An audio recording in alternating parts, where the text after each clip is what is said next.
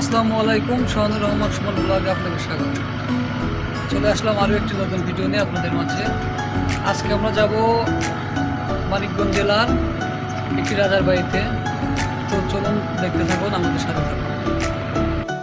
আমরা এখন ফেরিতে উঠে পড়লাম। আমাদের গন্তব্য হচ্ছে মানিকগঞ্জ জেলা তেওতা জমিদার বাড়ি। তো চলুন দেখতে থাকুন।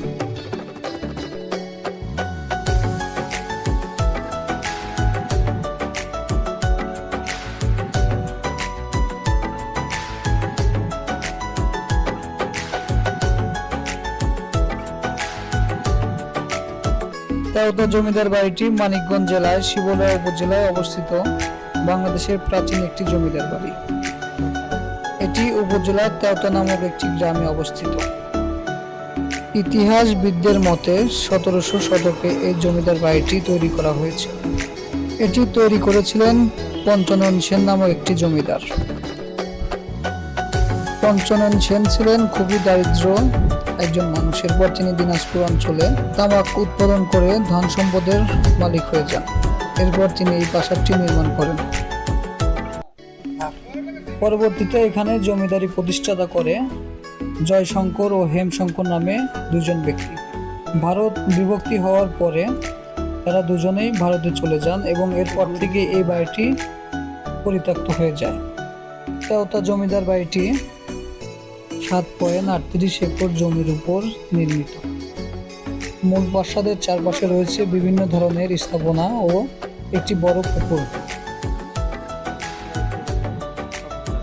প্রাসাদের মূল ভবনটি লাল দিঘি নামে পরিচিত। এখানে একটি নাগ মন্দিরও রয়েছে। সবগুলো ভবন মিলে রয়েছে 55টি কক্ষ।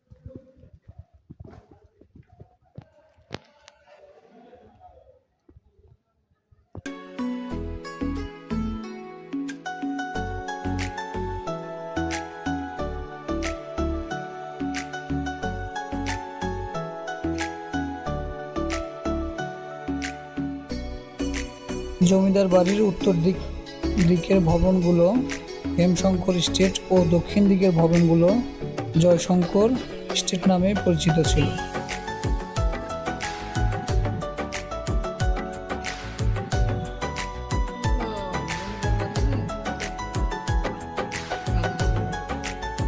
সংরক্ষণ করেন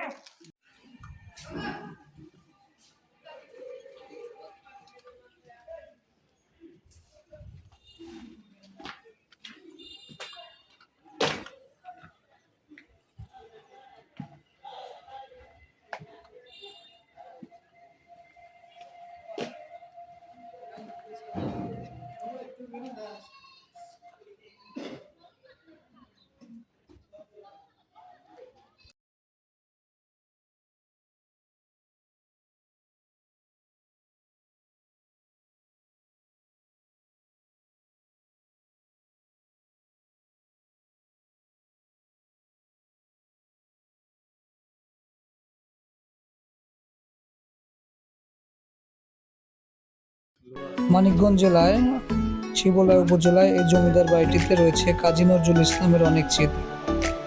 এই জমিদার বাড়িটির পাশেই রয়েছে নজরুলের স্ত্রী কমলা দেবীর বাড়িটি।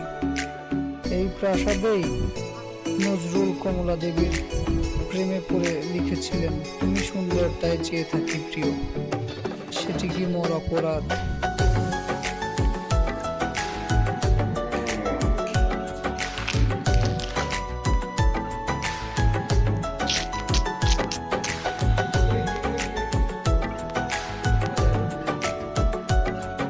এই জায়গায় একজন আয়।